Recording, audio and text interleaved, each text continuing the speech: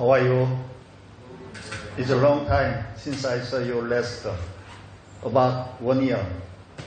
ஒரு வருஷ காலமா இருக்கிறது உங்களை மறுபடியும் சந்திச்சது. எல்லாரும் எப்படி இருக்கீங்க என்று சொல்லி நான் உங்களை விசாரிக்கிறேன்.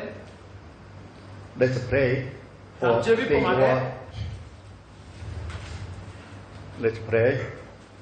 Father God, thank you for your grace and unfailing love.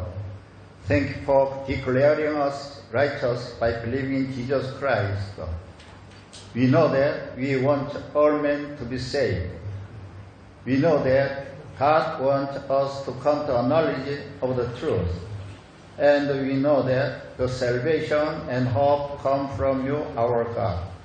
That is the reason why we all assemble before you with an honest heart. Please help us to know Jesus more accurately through the gospel. Please help us to know God's heart better through your word. And please help us to know God's will better through your word. Today we want to receive the full anointing of the Holy Spirit. At this time, anoint us fully with the Holy Spirit upon each of us. Father God, please help us to know ourselves better through your word. Please help us to know that we all are sinners in the presence of God. Please grant us your wisdom and discernment through your word. Help us to enjoy the joy of understanding your word in the Holy Spirit. Please help us to live more worthily according to your word. Please help us to glorify and enjoy you forever. We rely on the Holy Spirit wholeheartedly through our worship. We pray in the name of Jesus Christ, who is the Creator God, our Lord, our King. Amen. Hallelujah. From now on, I am going to preach the gospel for you. இப்பொழுது நான் தேவனுடைய சுவிசேஷத்தை குறித்து உங்கள் மத்தியிலே நான் பிரசங்கிக்கிறேன். Today's main text is John chapter 1, verse 1, 2, 3, and 10, 14, 15. இன்றைக்கு நாம் பார்க்கவிருக்கிறதான தேவனுடைய வசனமாவது யோவான் எழுதின சுவிசேஷ புத்தகம் 1ஆம் அதிகாரம் வசனம் 1, 2, 3 மற்றும் 10, 14, 15வது வசனத்திலிருந்து நாம் பார்க்க போறோம். Let's read together John Gospel chapter 1, verse 1, 2, 3, and 10, 14, 15. Okay, இந்த வசனங்களை யாராவது வாசிக்கிறீங்களா? ஆதியாகமம் 1ஆம் அதிகாரம் வசனம் 1, 2, 3. ஆதியிலே வார்த்தை இருந்தது, அந்த வார்த்தை தேவனிடத்தில் இருந்தது, அந்த வார்த்தை தேவனாய் இருந்தது. அவர் ஆதியிலே தேவனோடு இருந்தார். சகலமும் அவர் மூலமாய் உண்டாயிற்று. உண்டானதொன்றும் அவராலே அல்லாமல் உண்டாகவில்லை. அவர் உலகத்தில் இருந்தார். உலகம் அவர் மூலமாய் உண்டாயிற்று. உலகமோ அவரை அறியவில்லை. வசனம் 14, 15. அந்த வார்த்தை மாம்சமாகி கிருபையினாலும் சத்தியத்தினாலும் இருந்தவராய் நமக்குள்ளே வாசம் பண்ணினார். அவருடைய மகிமையை கண்டோம். அது பிதாவுக்கு ஒரே பேரானுடைய மகிமைக்கு ஏற்ற மகிமையாகவே இருந்தது. And Colossians chapter 1, verse 15 and verse 16. இல்ல 15வது வசனத்தை வாசிக்கிறேன். 15 வாசிக்கிறேன்.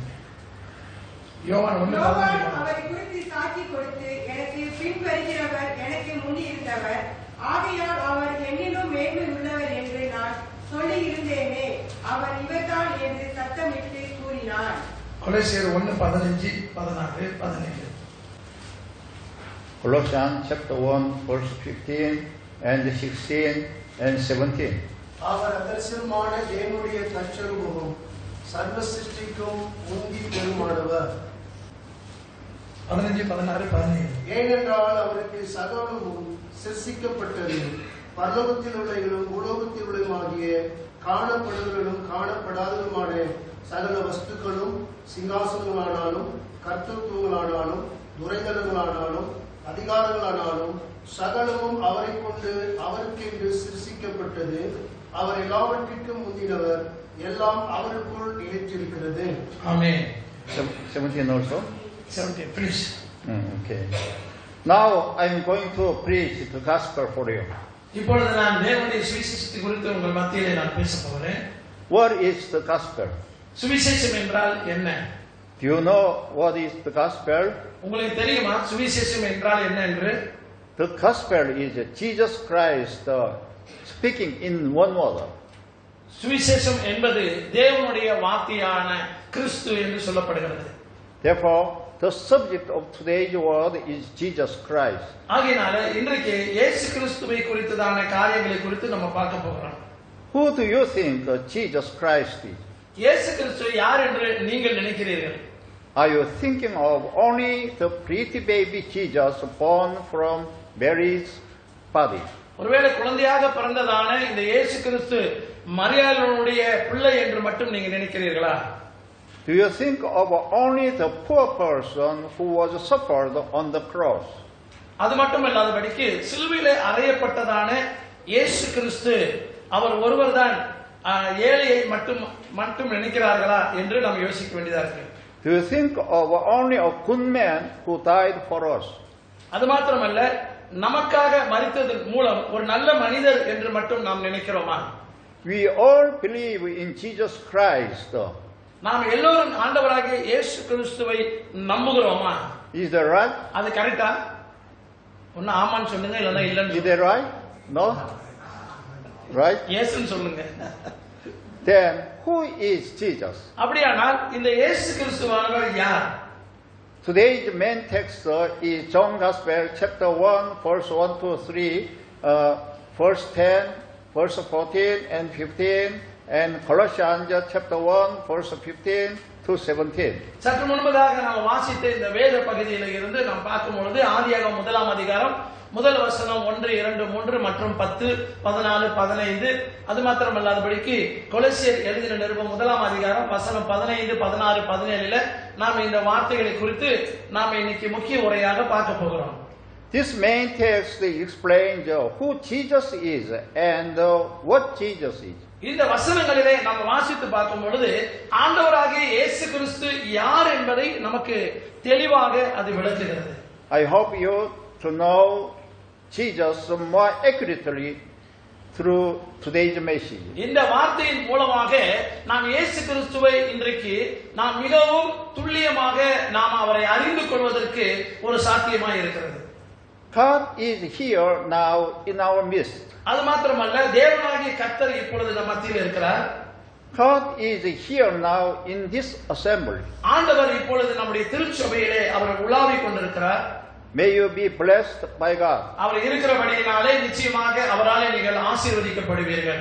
May you be healed by the light of Jesus Christ our Lord. அவருடைய வல்லமையின் மூலமாக நீங்கள் குணமடைவீர்கள். First of all, let's read all together John Gospel chapter 1 verse 1 to 3 again. மீண்டுமாக நாம இந்த ஆதியாகமம் 1ஆவது அதிகாரத்திலே மன்னிக்கணும் யோவான் 1ஆம் அதிகாரத்திலே 1, 2, 3 வசனங்கள் மறுபடியுமாக நாம் அதை பார்க்கலாம். ஆதியிலே வார்த்தை இருந்தது, அந்த வார்த்தை தேவனிடத்தில் இருந்தது, அந்த வார்த்தை தேவனாய் இருந்தது. அவர் ஆதியிலே தேவனோடு இருந்தார். சகலமும் அவர் மூலமாய் உண்டாயிற்று. உண்டானதொன்றும் அவராலே அல்லாமல் உண்டாகவில்லை. Amen. And read also verse 10. வசனம் 10வது கூட நம்ம வாசிக்கலாம். 10, 14, 15. அவர் உலகத்தில் இருந்தார், உலகம் அவர் மூலமாய் உண்டாயிற்று, உலகமோ அவரை அறியவில்லை. And verse 14, verse 15. அந்த வார்த்தை மாம்சமாகி கிருபையினாலும் சத்தியத்தினாலும் நிறைந்தவராய் நமக்குள்ளே வாசம் பண்ணினார். அவருடைய மகிமை கண்டோம். அது பிதாவுக்கு ஒரே பேராருடைய மகிமைக்கு ஏற்ற மகிமையாய் இருந்தது. யோவான் அவரை குறித்து சாட்சி கொடுத்து, எனக்கு பின் வருகிறவர் எனக்கு முன் இருந்தவர் ஆகையால் அவர் என்னிலும் மேன்மை உள்ளவர் என்று நான் சொல்லியிருந்தேன். அவர் இவர்தான் என்று சத்தமிட்டு கூறினான். The subject of today's message is our King Jesus Christ, the Creator God, who existed before the world began. இந்த வேத பகுதியிலிருந்து நாம் தெரிந்து கொள்ள வேண்டிய காரியம் என்னவென்று சொன்னால், நம்முடைய ஆண்டவராகிய இயேசு கிறிஸ்துவே ராஜாவை குறித்ததான பற்றி செய்தியாய் இருக்கிறது. இவர் உலகம் தோன்றுவதற்கு முன்பதாகவே இவர் ஒரு படைப்பாளர் என்று இந்த வேத வசனத்தின் மூலமாய் நாம் அறிந்து கொள்ள முடியும். Jesus Christ is the creator God who existed before the world began. இந்த உலகம் உண்டாக்கப்படுவதற்கு முன்பதாகவே இயேசு கிறிஸ்துவானவர் ஒரு படைப்பாளர் என்று நாம் அறிந்து கொள்ள வேண்டும். ஆண்டவராகிய இயேசு கிறிஸ்து. Jesus Christ is the Son of God who has existed from eternity. இயேசு கிறிஸ்துவானவர் அவர் நித்தியத்தில் இருந்தவர் என்றும் அவர் தேவனுடைய குமாரன் என்றும் இங்கு நம்ம பார்க்கிறோம். With which word does the Apostle John start John Gospel? ஆகையினால் தான் அப்போஸ்தலனாகிய யோவான் இந்த வார்த்தையை இந்த பகுதியிலே அவர் தொடங்குகிறதை நாம் பார்க்கிறோம். In the book of John Gospel, Apostle John starts with the word, in the beginning was the word. ஆகையினாலே அப்போஸ்தலனாகிய யோவான் இந்த வார்த்தையை இங்கு சொல்லும் பொழுது ஆதியிலே வார்த்தை இருந்தது என்கிற அந்த வார்த்தையுடன் அவர் முதலாவது இங்கு தொடங்குவதை நாம் பார்க்க முடிகிறது. Apostle John declares that Jesus is God with the starting word of John Gospel. அது மாத்திரமல்ல, இந்த நற்செய்தி மூலமாக நாம தொடக்க வார்த்தையாக நம்ம என்னத்தை பார்க்கிறோம் அப்படின்னு சொன்னா, அப்போஸ்தலனாகிய யோவான் அவர் தேவன் என்று இங்கு வர்ணிக்கிறார். In the beginning was the word. ஆதியிலே வார்த்தை இருந்தது. How can we know that this word declares that Jesus is God? எப்படி தேவனுடைய இந்த வார்த்தையானது தேவன் என்று அறிந்து கொள்வது? First of all, let's read Genesis chapter 1 verse 1 and John Gospel chapter 1 verse 1. ஆதியாகமம் முதலாம் அதிகாரம் முதலாவது வசனத்தையும் யோவான் எழுதின சுவிசேஷ புத்தகம் முதலாம் அதிகாரம் முதலாவது வசனத்தையும் நாம் மீண்டுமாக படிக்கலாம். Genesis chapter 1 verse 1. In the beginning God created the heavens and the earth. அங்கே ஆதியாகமம் முதலாம் அதிகாரம் முதலாவது வசனத்திலே என்ன சொல்லப்பட்டிருக்கிறது என்று சொன்னால், அங்கு ஆதியிலே ஆரம்பத்திலே என்கிற அந்த வார்த்தையானது அவர் தேவனானவர் வானத்தையும் பூமியையும் படைத்தார் என்று சொல்லப்பட்டிருக்கிறது. John Gospel chapter 1 verse 1. In the beginning was the word. ஆனால் யோவான் எழுதின ஒன்றாம் அதிகாரம் ஒன்றாவது வசனத்திலே அவருடைய வார்த்தை இருந்தது என்று சொல்லப்பட்டிருக்கிறது. In the English Bible, Genesis chapter 1 verse 1 starts with the word in the beginning. ஆங்கில வேதாகமத்திலே நம்ம என்னத்தை பார்க்கிறோம் அப்படின்னு சொன்னா, ஆரம்பத்தில் என்கிற வார்த்தையுடன் அது தொடங்குகிறது. in the beginning என்று போடப்பட்டிருக்கிறது. And John Gospel chapter 1 verse 1 also starts with the word in the beginning. ஆனா யோவான் 1:1 நம்ம வாசிக்கும் பொழுது அங்க என்னத்தை நம்ம பார்க்கிறோம்னா, முதல் வசனத்திலே அது ஆரம்பம் என்கிற வார்த்தையுடன் அது தொடங்குகிறது. All the English Bible expresses the word in the beginning. ஆரம்பத்திலே நம்ம பார்க்கும் பொழுது ஆங்கில வேதாகமத்திலே அது வார்த்தையை என்று அங்கு வெளிப்படுத்தப்பட்டிருக்கிறது. But in the original Bible, the word in the beginning are different meaning from each other between Genesis and John Gospel. ஆனா உண்மையாகவே நாம வேதத்திலே ஒரிஜினலாக வேதத்தை நாம் பார்ப்போம் என்று சொன்னால், ஆரம்பத்தில் என்கிற அந்த வார்த்தை ஆதியாகமத்துக்கும் யோவானுக்கும் மிகவும் வேறுபட்ட வார்த்தையாக அர்த்தம் கொண்டதாக காணப்படுகிறது. Speaking again, in the beginning of John Gospel is different meaning from that of Genesis. மீண்டுமாக அதை குறித்து நாம் சொல்ல போனால், யோவானுடைய நற்செய்தியினுடைய ஆரம்பத்தில் என்பது ஆதியாகமத்திலே வேறுபட்ட அர்த்தத்தை கொண்டதாக இருக்கிறது. In the beginning of Genesis uses the word Bereshit in the Hebrew language. ஆதியாகமத்திலே ஆரம்பத்தில் என்கிற சொல்லுகிற அந்த வார்த்தையானது எபிரேய மொழியிலே பெரஷித் என்கிற வார்த்தையை அங்கு பயன்படுத்தப்பட்டிருக்கிறது. Bereshit means the starting time of the universe. பெரஷித் என்கிற அந்த அர்த்தம் என்னவென்று சொன்னால், இந்த பிரபஞ்சத்தினுடைய அது தொடக்க நேரம் என்கிற ஒரு பொருளாய் காணப்படுகிறது. That is, it means the beginning of time and space. அது மாத்திரமல்ல, அதனுடைய அர்த்தம் என்னவென்று சொன்னால் நேரம் அல்லது அதனுடைய தொடக்கத்தை அது குறிக்கிறது. In English, Bereshit means in the beginning of the world. ஆகினால பெரஷித் என்று சொல்லப்படும் போது ஆரம்பத்தில் என்பது உலகத்தின் தொடக்கத்தில் என்று சொல்லப்பட்டிருக்கிறது. Therefore, in the beginning, in Genesis chapter 1 verse 1 means when the world began. அதாவது ஆரம்பம் என்று சொல்லப்படுகிற அந்த வார்த்தையினுடைய அர்த்தம் என்று சொன்னால், ஆதியாகமம் முதலாம் அதிகாரம் முதலாவது வசனத்தில் உலகம் தொடங்கிய போது என்கிறதான பொருள் கொண்டதாக இருக்கிறது. But in the beginning of John Gospel uses the word arche in the Hellenic language. ஆனால் யோவானுடைய நற்செய்தியில ஆரம்பம் என்று சொல்லப்படும் போது ஹெலனிக் மொழியில் அல்லது ஆர்கே என்ற வார்த்தையை அது பயன்படுத்தப்படுகிறது. Arche means before all things were created. ஆர்கே என்பதனுடைய அர்த்தம் என்னவென்று சொன்னால் அது படைப்பதற்கு முன்பதாக என்று சொல்லப்படுகிறது. Arche means before the world began or from eternity in English. ஆர்கே என்றால் ஆங்கிலத்திலே உலகம் தொடங்குவதற்கு முன்பு, அதாவது நித்தியத்திலிருந்து அது வேறுபட்டதாக இருக்கிற ஒரு பொருளாக இருக்கிறது. Therefore, in the beginning was the word of John Gospel chapter 1 verse 1 can be interpreted as follows. ஆகையினால நாம் இந்த முதல் வசனத்தை ஆதியாகமம் யோவான் எழுதின இந்த முதல் வசனத்திலும் ஆதியிலே வார்த்தை இருந்தது என்பதை அது வேறு விதமாக அதை நம்ம விளக்கலாம். It is that the world has already existed before God created the world. ஆகையினாலே அதனுடைய அர்த்தத்தை நாம் புரிந்து கொள்ள வேண்டும் என்று சொன்னால் தேவன் உலக படைப்பதற்கு முன்பதாகவே, அதாவது வார்த்தை ஏற்கனவே இருந்தது என்பதே அதனுடைய பொருளாக இருக்கிறது. In the beginning of John Gospel means before the world was created. ஆகையினாலே யோவானுடைய செய்தியில நாம் பார்க்கும்போது ஆதி என்பது உலகம் படைப்பதற்கு முன்பதாகவே என்று அர்த்தம் கொள்கிறது. Therefore, God is the one who has existed since before all eternity. ஆகையினாலே நாம் என்ன இதில் புரிந்து கொள்ளுகிறோம் அப்படின்னா தேவன் நித்தியத்திற்கு முன்பதாகவே அவர் இருந்தவராக இருக்கின்றார். ஒரு ஆமென் சொல்லுவோம். When nothing existed except God, there was the Word. தேவனை தவிர வேற எதுவுமே இல்லாத போது அந்த நாட்களிலே தேவனுடைய வார்த்தை இருந்ததாக இருக்கிறது. By the way, John Gospel says that the Word is the Christ, the Son of God. ஆகையினாலே யோவான் இந்த நற்செய்தி புத்தகத்தை வார்த்தை என்று குறிப்பிட்டு அவர் எழுதும் பொழுது ஆண்டவராகிய தேவனாகிய கிறிஸ்துவை அவர் மையப்படுத்தி சொல்கிறார். Let's read again chapter 1 verse 1 to 3. மறுபடியும் அந்த வசனத்தை நாம வாசிப்பை கேட்போம். காரணம் என்று சொன்னால் அது ஆழமாக நம்ம பார்க்கிறோம். ஆதியிலே வார்த்தை இருந்தது, அந்த வார்த்தை தேவனிடத்தில் இருந்தது, அந்த வார்த்தை தேவனாய் இருந்தது. அவர் ஆதியிலே தேவனோடு இருந்தார். சகலமும் அவர் மூலமாய் உண்டாயிற்று, உண்டானதொன்றும் அவராலே அல்லாமல் உண்டாகவில்லை. And verse 10.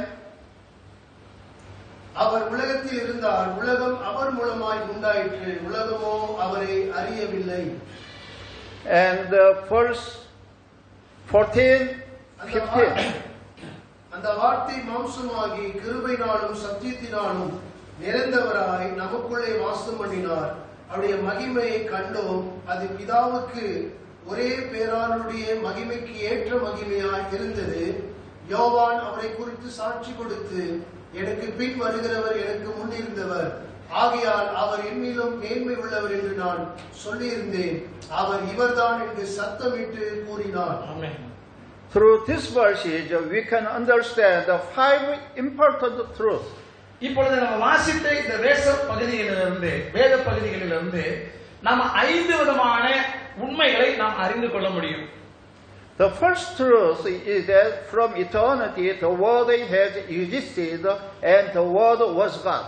முதலாவதாக உண்மை என்னவென்று சொன்னால் நித்தியத்திலே இருந்த அந்த வார்த்தை இருந்தது, அது தேவனுடைய வார்த்தையாய் இருந்தது, அது தேவனாய் இருந்தது என்று சொல்லி நம்ம பார்க்கிறோம். And the second truth is that the Word became flesh and He came into the world. He is Jesus Christ. இரண்டாவது வார்த்தை என்னவென்று சொன்னால் ஆண்டவராகிய இயேசு கிறிஸ்து இந்த உலகத்திற்கு அவர் மாம்சத்திலே வெளிப்பட்டதை நாம் பார்க்கிறோம். The third truth is that Jesus Christ is the Son of God. மூன்றாவது ஆண்டவராகிய இயேசு கிறிஸ்துவே அவர் தேவனுடைய குமாரன் என்று நாம் அந்த இடத்துல பார்க்கிறோம். The fourth truth is that Jesus Christ is God who has existed from eternity. நாலாவது இயேசு கிறிஸ்துவே அவர் நித்தியமாய் இருந்த தேவன் என்று சொல்லி நம்ம பார்க்கிறோம். Apostle John testified that Jesus is God who has existed before the world began. ஆகையினாலே அப்போஸ்தலனாகிய யோவான் உலகம் தொடங்குவதற்கு முன்பதாகவே இயேசு கிறிஸ்து தேவனாகவே அவர் இருந்தார் என்று அவன் சாட்சி கொடுக்கிறார். And the Baptist John also testified concerning Jesus. அது மாத்திரமல்ல, யோவான் ஸ்நானகனும் கூட இயேசு கிறிஸ்துவை குறித்து அவன் சாட்சி கொடுக்கிறான். The Baptist John was born 6 months earlier than Jesus. இயேசு கிறிஸ்துவினுடைய பிறப்புக்கு முன்பதாகவே அப்போஸ்தலனாகிய யோவான் 6 மாதத்துக்கு முன்பதாகவே அவன் பிறந்திருந்தான். But in verse 15, John the Baptist testified that Jesus was before him. இங்கே நாம் பார்க்கும் பொழுது இந்த யோவான் ஸ்நானகன் இயேசு கிறிஸ்துவை குறித்து இந்த வசனம் 15ல அவரை குறித்து அவன் சாட்சி கொடுக்கிறான். One more read John Gospel chapter 1 verse 14 and 15.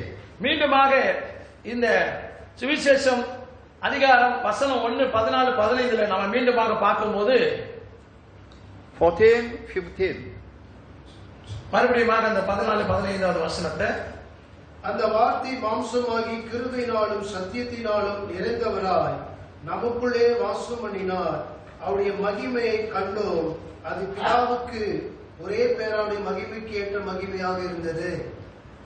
யோவான் அவரை குறித்து சாட்சி கொடுத்து, எனக்கு பின் வருகிறவர் எனக்கு முன் இருந்தவர், ஆகையால் அவர் என்னிலும் மேன்மை உள்ளவர் என்று நான் சொல்லியிருந்தேனே, அவர் இவர்தான் என்று சத்தமிட்டு கூறினார். Through verse 1 and verse 14 and verse 15, we can understand that the word is Jesus. இந்த பகுதிகளிலே, இந்த வேத பகுதிகளிலிருந்து நாம் பார்க்க ஒரு வசனம் என்னன்னு சொன்னால், முதலாவது வசனம் 14வது வசனம் 15வது வசனத்தை நாம் சரியாக புரிந்து கொள்ள வேண்டும் என்று சொன்னால், ஆண்டவராகிய இயேசு கிறிஸ்து தான் வார்த்தை என்பதை நாம் புரிந்து கொள்ளலாம். The word is God. தேவனுடைய வார்த்தை என்று சொல்லப்பட்டிருக்கிறது. The word is with God. அந்த வார்த்தையே தேவனாகிய கர்த்தர் என்று சொல்லப்பட்டிருக்கிறது. The word is Jesus, the Son of God. அந்த வார்த்தையே தேவனாகவும் கர்த்தராகிய தேவனுடைய குமாரனாகிய கிறிஸ்து என்று சொல்லப்படுகிறது. We call this the Trinity God. ஆகையினாலே நாம திருத்துவ தேவன் என்று சொல்லி இங்க பார்க்கிறோம். Therefore, Jesus is called God who has existed before the world began. ஆகையினாலே இந்த உலகம் தோன்றுவதற்கு முன்பதாகவே தேவனாகவே அவர் இருந்தார். We must understand this. இதை நாம் கண்டிப்பாக நாம் புரிந்திருக்க வேண்டும். Verse 1 says to us that the word is God. ஆகையினாலே தேவனுடைய வார்த்தையை கடவுள் என்று முதல் வசனத்தில் நம்ம பார்க்கிறோம். Verse 14 and verse 15 says to us that the word is Jesus. ஆகையினாலே அந்த வார்த்தை இயேசு கிறிஸ்துவே என்றும் அங்க 14 15வது வசனத்தில் நம்ம பார்க்கிறோம். Therefore, we can clearly understand that Jesus is the Son of God. எனவே உங்களுக்கும் எனக்கும் தெரிந்திருக்க வேண்டிய விஷயம் என்னவென்று சொன்னால், இயேசு கிறிஸ்துவே மெய்யான தேவனுடைய குமாரன் என்று நாம் தெளிவாக புரிந்திருக்க வேண்டும். He has been from eternity. அது மாத்திரமல்ல, அவர் நித்தியத்திலே இருக்கிறவராக இருக்கிறார். And he came into the world in the flesh as the Christ. அவர் கிறிஸ்துவாக இருந்து மட்டுமல்ல, அவர் இந்த மாம்சத்திலே அவர் இந்த உலகத்திற்கு வெளிப்பட்டவராக இருக்கிறார். Therefore, according to John Gospel chapter 1, the word is Jesus Christ. ஆகையினாலே யோவானுடைய புத்தகத்தில் இந்த நற்செய்தி சுருளின்படி நாம் பார்க்கும் பொழுது இயேசு கிறிஸ்துவே வார்த்தையாய் இருந்தார் என்று சொல்லி நாம் பார்க்கிறோம். Jesus is the Son of God and he is God himself. இயேசு கிறிஸ்துவே குமாரன் என்று வெளிப்பட்டாலும் அவர் தாமே தேவனாய் இருந்தார் என்று சொல்லி நாம் அறிந்து கொள்ள வேண்டும். Jesus is God himself. இயேசு கிறிஸ்து தாமே தேவனாய் இருந்தார். The fifth truth is that Jesus Christ, who came into the world in the flesh, is the Creator God. ஐந்தாவது உண்மையாக நம்ம என்னத்தை பார்க்க போகிறோம் என்று சொன்னால், மாம்சத்திலே வெளிப்பட்ட இந்த ஆண்டவராகிய இயேசு கிறிஸ்துவே ஒரு சிருஷ்டிகராக அல்லது ஒரு படைப்பாளராக இருக்கக்கூடிய தேவன். He created mankind and all things in the beginning. ஆரம்பத்திலே தேவன் எல்லா மனுகுலத்தையும் அவரே சிருஷ்டித்தவராக இருக்கின்றார். Through verse 3 and verse 10, we can know that Jesus is the Creator God. ஆகையினாலே வசனம் 3:10 நம்ம படிக்கும் பொழுது சகலமும் அவர் மூலமாய் சிருஷ்டிக்கப்பட்டது என்று இந்த வசனத்தின் மூலமாய் நாம் தெரிந்து கொள்கிறோம். Let's read again verse 3 and verse 10. அந்த 3வது வசனத்தையும் 10வது வசனத்தையும் நாம் மீண்டுமாக நாம் வாசிக்கும் பொழுது, சகலமும் அவர் மூலமாய் உண்டாயிற்று, உண்டானது ஒன்றும் அவராலே அல்லாமல் உண்டாகவில்லை, அவர் உலகத்திலே இருந்தார், உலகம் அவர் மூலமாய் உண்டாயிற்று, உலகமோ அவரை அறியவில்லை என்று சொல்லி நம்ம பார்க்கிறோம். Jesus was a man with a human nature, just like us. இயேசு கிறிஸ்துவானவர் நம்மை போல ஒரு பாடுள்ள ஒரு சாதாரண ஒரு மனிதராகவே அவர் காணப்பட்டார். And Jesus was a complete man with a body.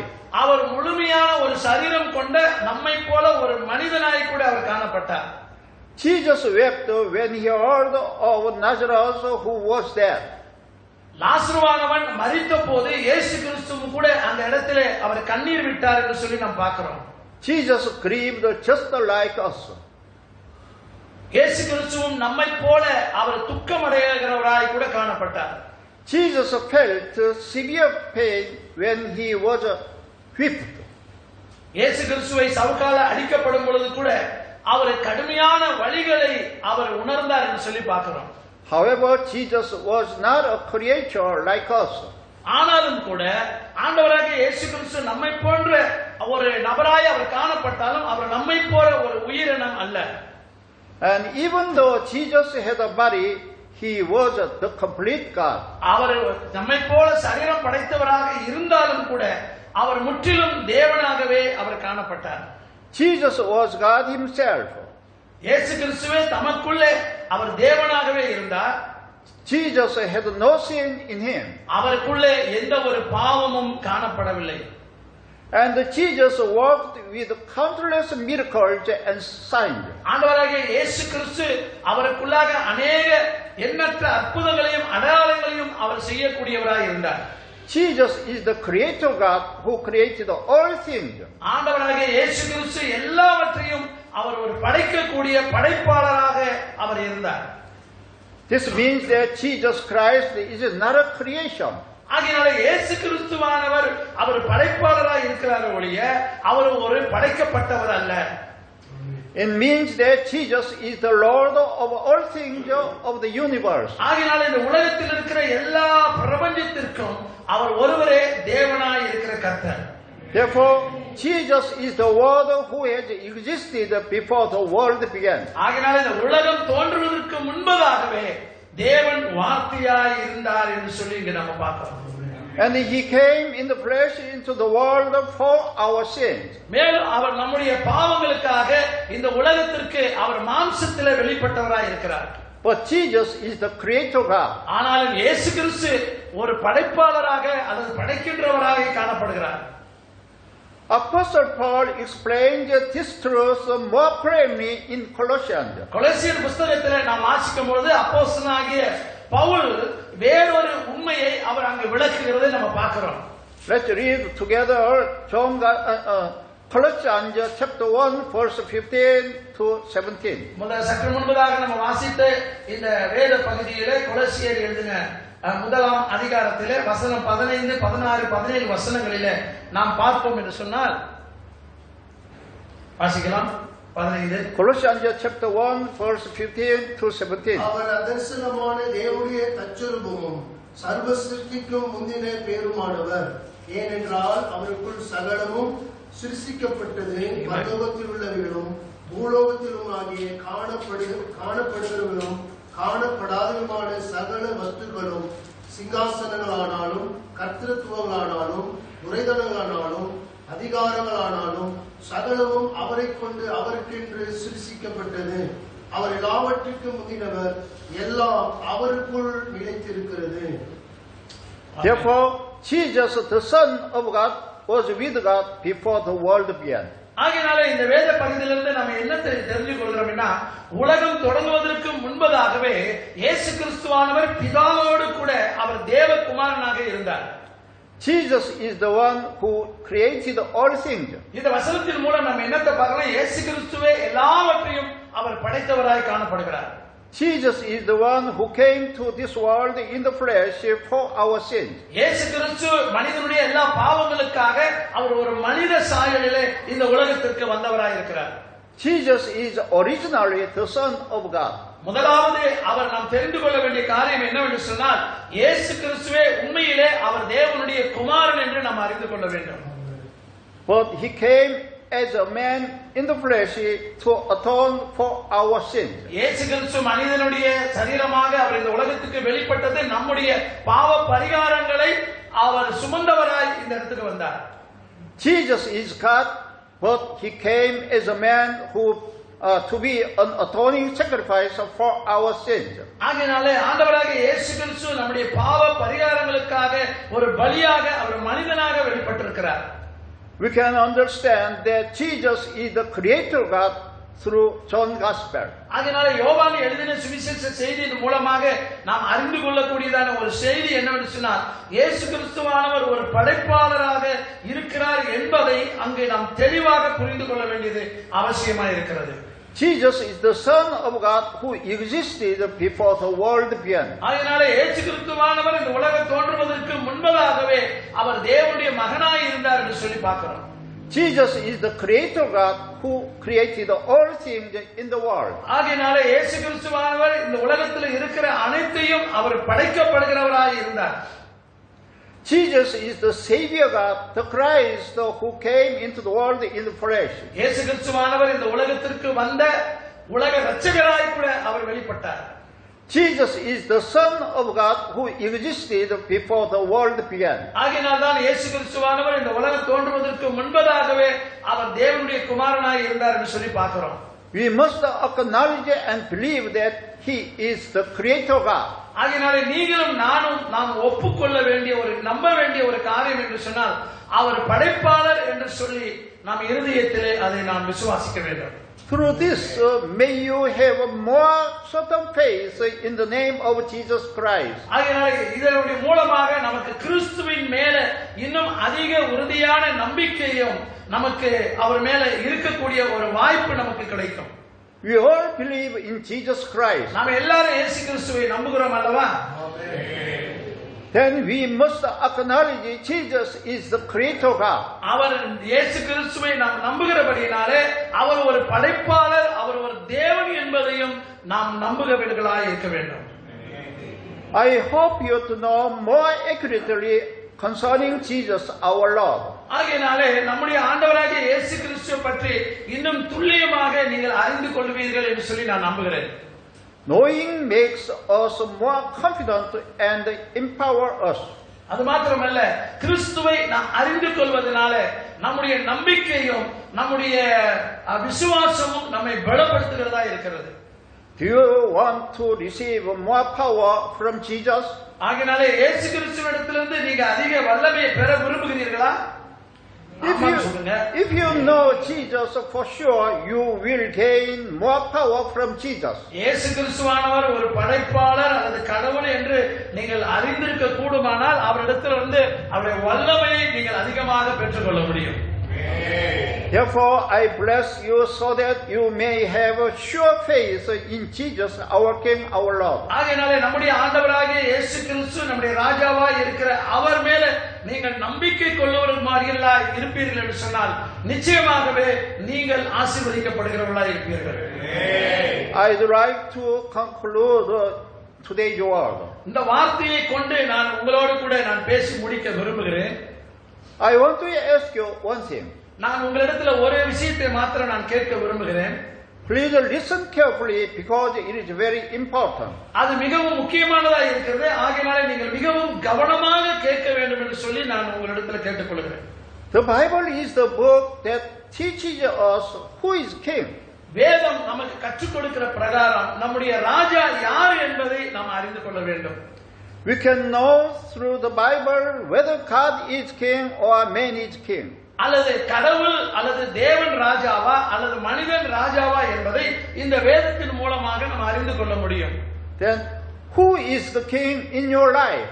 உங்க வாழ்க்கையில ராஜா என்பது யாராக இருக்கிறார்? Are you the king in your life? உங்க வாழ்க்கையில நீங்க ராஜாவா இருக்கீங்களா? Who is the king in your life? யாரு உங்களுடைய வாழ்க்கையில ராஜாவாக இருக்கிறார்கள் என்று நினைக்கிறீர்கள்? Please don't think that you are the king in your life. ஆகையால நீங்கள் நினைக்க வேண்டாம் நீங்க ராஜாவாக இருக்கிறீர்கள் என்று சொல்லி நினைக்க வேண்டாம். If you think you are the king in your life, then you will have many problems and many troubles. ஆகையால நீங்க ராஜா என்று நீங்க நினைச்சீங்கன்னா நீங்க பலவிதமான துன்பத்துக்கும் பிரச்சனைகளுக்கும் நீங்கள் ஆளாக்கப்படுகிறவர்களாக இருப்பீர்கள். If you have a lot of difficulties and troubles now, then you should look back to see whether you thought yourself as the king of your life or not. ஆகையினாலே நம்முடைய வாழ்க்கையில நாம ராஜாவாக இருந்தால் நாம் அநேக பிரச்சனைகளையும் அநேக போராட்டங்களையும் நாம் சந்திக்கிறவர்களா இருப்போம். அப்படி ஒருவேளை அது நம்முடைய வாழ்க்கையில இருக்கும் என்று சொன்னால் நாம சீர்தூக்கி பார்க்க வேண்டியவர்களாக இருக்கிறோம். If you think you are the king of your own life, you have to repent. ஆகையினால ஒருவேளை நீங்க ராஜா என்று சொல்லி இவரால நீங்க நினைச்சிருந்தீங்கன்னா தேவன் ராஜா இல்ல நான் தான் ராஜா அப்படி நீங்க நினைச்சிருந்தீங்கன்னா இன்றைக்கு உங்க வாழ்க்கையில நீங்க மனம் திரும்புவதற்கு நீங்க முயற்சி செய்ய வேண்டும். We were saved from sin through Jesus Christ. ஏனென்றால் அப்படி நாம் செய்யும் பொழுது நம் ஆண்டவராகிய இயேசு கிறிஸ்துவின் மூலமாக நாம் பாவத்திலிருந்து நாம் ரட்சிக்கப்படுகிறவர்களாய் காணப்படுவோம். So we all belong to Jesus Christ. நாம் எல்லாரும் கிறிஸ்துவுக்கு சொந்தமானவர்கள் என்பதை புரிந்து கொள்ள வேண்டும். So our king is Jesus Christ in our life. நம்முடைய வாழ்க்கையில ராஜா யார் என்று சொன்னால் நம்முடைய ஆண்டவராகிய இயேசு கிறிஸ்து மட்டுமே. ஆமென் சொல்லுங்கள். Therefore Jesus is only one king in our life. நம்முடைய வாழ்க்கையில ஒரு ராஜா இருக்கணும்னு சொன்னா அது நம்முடைய ஆண்டவராகிய இயேசு கிறிஸ்து மட்டுமே அவர் ராஜாவாக இருக்க வேண்டும். That is Jesus Christ. அதுதான் ஆண்டவராகிய இயேசு கிறிஸ்து என்று சொல்லுகிறேன். Satan prowls around like a roaring lion looking for someone to devour. சாத்தானானவன் கர்ச்சிக்கும் சிங்கத்தை போல யாரையாவது விழுங்கலாம் என்று அவன் தேடி அலைந்து கொண்டிருக்கிறான். Who will be the target of Satan's attack? சாத்தானுடைய தாக்குதலுக்கு யார் இலக்காக இருக்கிறார்கள் என்று சொன்னால் That would be the person who thinks that he himself is the king of his own life. தன்னுடைய வாழ்க்கையிலே அல்லது தன்னுடைய சொந்த வாழ்க்கையிலே நான் தான் ராஜா என்று நினைக்கிறவனுக்கு அப்படிப்பட்ட காரியங்கள் நடந்து கொண்டிருக்கிறது. The Satan seeks out and attacks the person who thinks I am the king of my life. யாரு சாத்தான் தேடி அவன் வாழ்க்கையை அவன் அலைந்து கொண்டிருக்கிறான் என்று சொன்னா தன்னுடைய வாழ்க்கையில நான் தான் ராஜா என்று தனித்து நினைக்கிறவனுடைய வாழ்க்கையில அவன் தேடி அவன் தாக்குகிறவனா இருக்கிறான். If we want to entrust all the problems of our lives to God and receive God's help, we must acknowledge that Jesus Christ is the Creator God and the King of our lives. நம்முடைய வாழ்க்கையிலே ஆண்டவராகிய இயேசு கிறிஸ்துவினிடத்திலே நாம ஒப்பு கொடுத்து நம்முடைய எல்லா பிரச்சனைகளுக்கும் எல்லா விதமான போராட்டங்களுக்கும் நாம் தேவனிடத்திலே உதவியை நாட வேண்டும் என்று சொன்னால் அவரே நம்முடைய வாழ்க்கையிலே ராஜா என்கிறதை நாம் ஒப்புக்கொள்ள வேண்டும். This is the way how we can have a faith that we rely on God correctly. நாம் தேவனை சரியான முறையில நாம் நம்பி நம்முடைய விசுவாசத்தை அவர் மேல வைக்கும் பொழுது நாம் நன்மை பெறுவதற்கான வழி அதுவாக காணப்படும். Do you have any problems and troubles in your life? நம்முடைய வாழ்க்கையில ஏதாவது பிரச்சனைகள் அல்லது போராட்டங்கள் நமக்கு இருக்கிறதா? Then you must acknowledge that Jesus is your king in your life. அந்த மாதிரி உங்க வாழ்க்கையில ஒரு பிரச்சனைகளோடு போராட்டத்தோடு நீங்கள் இருப்பீர்கள் என்று சொன்னால் உங்களுடைய வாழ்க்கையில உங்களுக்கு ராஜாவாகிய இயேசு கிறிஸ்து தான் என்று சொல்லி நீங்க முதல்ல அதை ஒப்புக்கொள்ள வேண்டும்.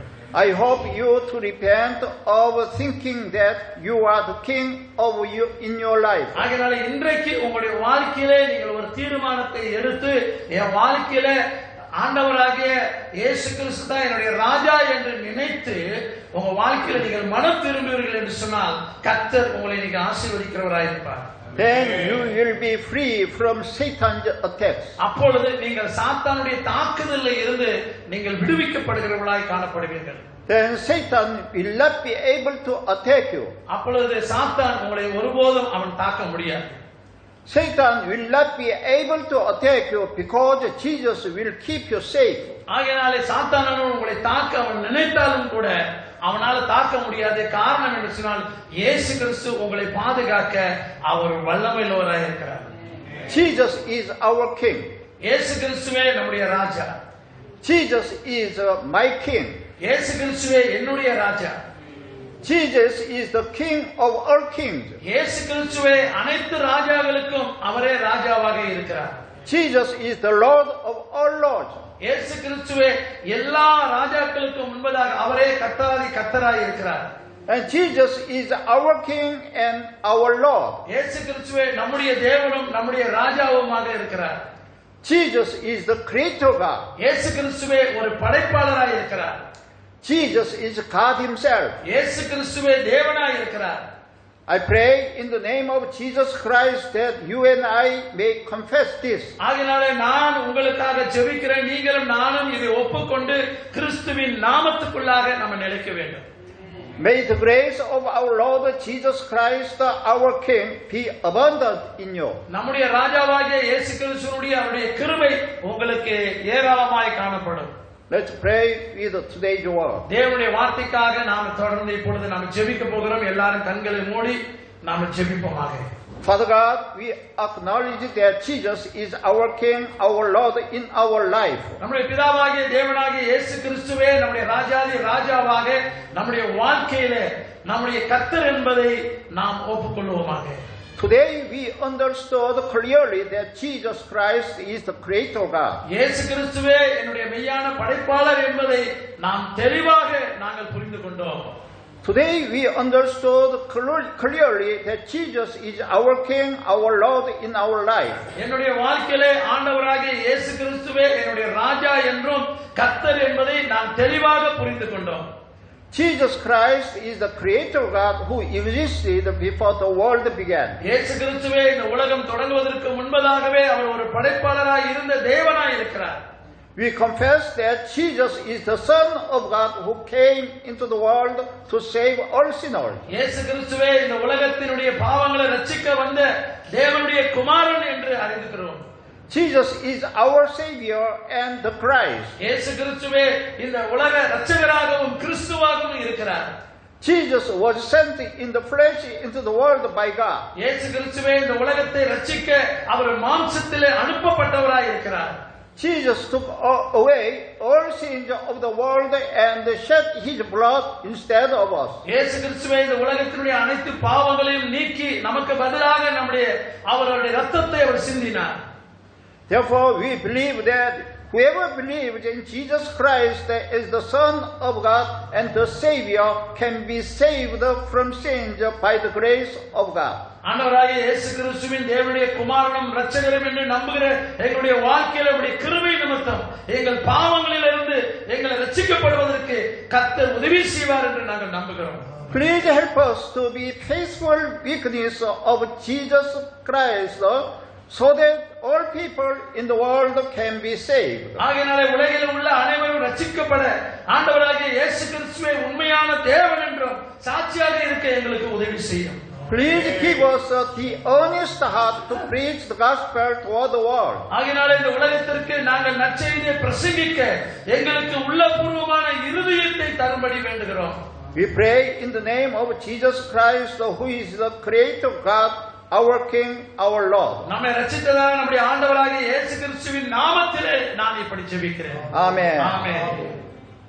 God is here in our midst and in this place. இப்போது நான் உங்களுக்காக ஆசீர்வாதத்துக்காக நான் ஜெபிக்கிறேன். தேவன் நம் மத்தியிலே இப்பொழுது இங்கே இருக்கின்றார். எல்லாரும் கண்களை மூடி நாம் ஜெப சிந்தனையோடு இருப்போம். The Holy Spirit is moving here to touch and heal us. பரிசுத்த ஆவியானவர் நம்மை தொட்டு குணப்படுத்துவதற்காக அவர் இப்பொழுது நம் மத்தியிலே வருகிறார். May you be free from troubles in the name of Jesus Christ. உங்களுடைய பிரச்சனைகளிலிருந்து உங்களுடைய தீமைகளிலிருந்து ஆண்டவராகிய இயேசு கிறிஸ்துவின் நாமத்திலே நீங்கள் விடுவிக்கப்படுவீர்களாக.